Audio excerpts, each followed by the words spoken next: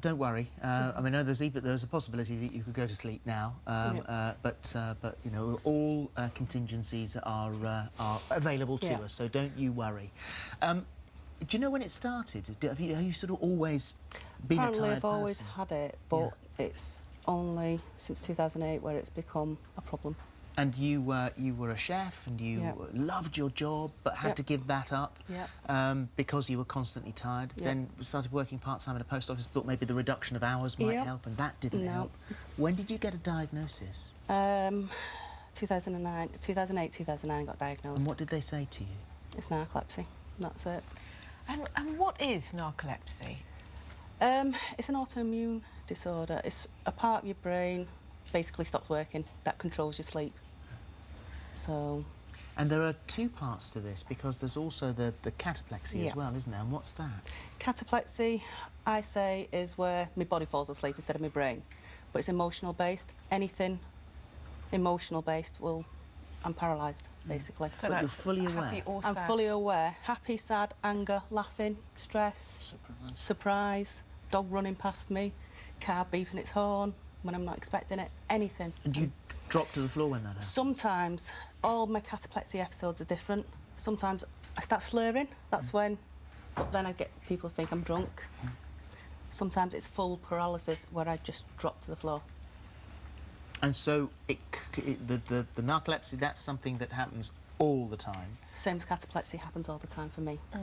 So it's actually, it puts you in danger a lot of the time, doesn't it? Yeah, I've had cataplexy and narcolepsy while crossing roads. I've done it in front of a bus on a zebra crossing. I've done it, you name it, downstairs. But every person who has narcolepsy and cataplexy is different. How does it affect your life? I don't have a life. In what way would you? I can't spend the time with my kids. Which must be the hardest thing, obviously. Your children have been amazing, haven't they? They are. They're brilliant. Love my kids. Your daughter does. What does your daughter do for you? Oh, makeup, hair. Make sure I'm dressed before leaving the house, because sometimes I forget.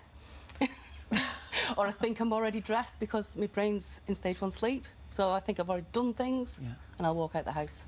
And your son, even when he was 2, he helped you, didn't he? Yeah, that was before Darren had to give up work, because until I got too bad, he was home with me. He was 2 years old, so he didn't start nursery.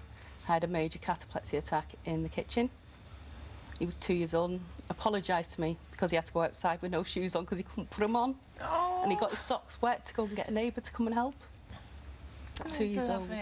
And you're a carer now, aren't you? Yeah, full time, yeah. What time do you get to yourself? I don't, basically. Apart from when I know she's safe, like asleep in bed. That's when I can potter about around the house doing things. Well, if she's up and about, and I have to be constantly with her, just in case. And how much medication are you on to help this? Lots. I've tried everything.